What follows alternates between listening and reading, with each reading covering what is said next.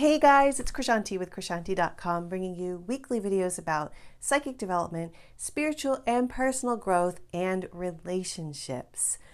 And this week's video is near and dear to my heart, the whole topic. It's all about accessing your intuition and what you need to do to be good at doing that. And I have to say, way back when, over 10 years ago, when I started working on developing my own psychic superpowers and learning how to tap into and tune into my intuition, I heard a spiritual teacher say that one of the things you absolutely had to do, no matter what, was meditate. And I totally groaned and was like, oh my God, I really don't want to meditate. I can't meditate. They tried to force me to meditate when I was little, and you can't make a kid who doesn't want to meditate do that. So I was really reticent and not into doing it. But I soon discovered I have a very active mind. I have a monkey mind, and it's very powerful and very strong, and it's always going.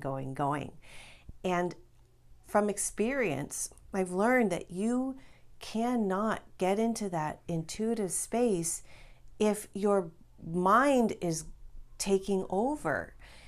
It's just nearly impossible. So the first thing, and the most number one, most important thing, the whole thing that this whole video is about, is that you have to still yourself and get into a very quiet space in order to get to know your intuition and to activate your psychic abilities.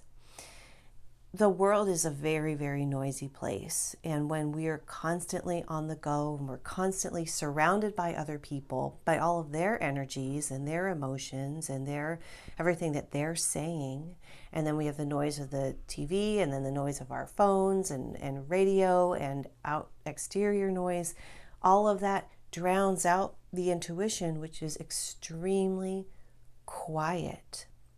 So to have an optimal environment to activate your intuition, you want to have a quiet space. You want to be able to retreat from the world and from the noise of the world and the people in the world. And you want to quiet your mind through meditation so that you can get into that place where intuition lives. And the good news is you can do guided meditations, which is what I primarily follow. I mean, I've learned over the years that now I can count my breath for maybe 30 seconds at the most and not think about anything except for that breath.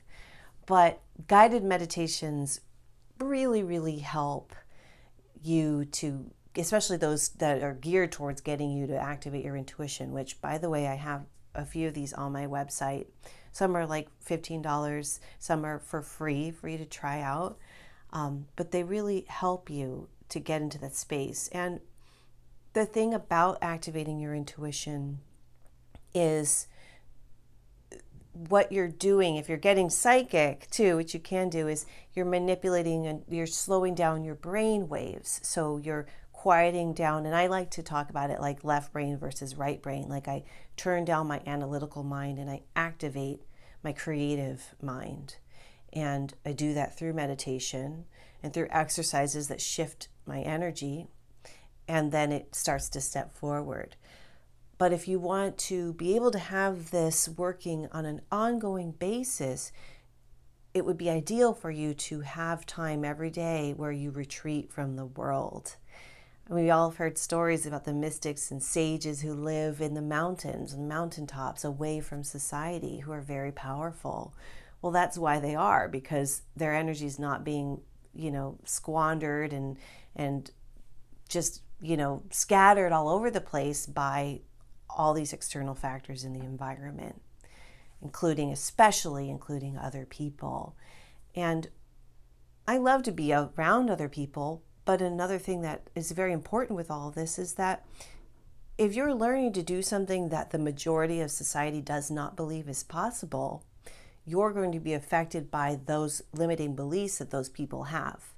And whether or not they speak it, which many will be very vocal about it, it's still there. And that will cause you, in many cases, to just shrink back and to not be as powerful and as amazing and as incredible as you can be. I mean, they're still calling this a superpower, or, you know, I mean, one of my courses that I created based on Deborah Katz's books, with my friend Deborah Katz, based on her books, is called Activate Your Psychic Superpowers, because it's fun and everyone's like, oh, superpower, and it sounds cool, but a lot of people in the world think it can't be done, when I know, and many of my friends and people who do all this know from firsthand experience, that it absolutely can be. So retreating and creating a cocoon of quietness and solitude gives you the space and the place to work on these skills and to get stronger and better. It's imperative, and it's very, very helpful.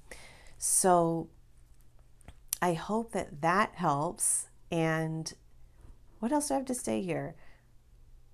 I talked about the meditations. If you want to check out krishanti.com, I have a free grounding and centering meditation that I do before every session that gets me in the right energetic space. So you might want to try that out and see. And I think that's just all for now. Thanks so much for watching, and I'll see you next time. Bye.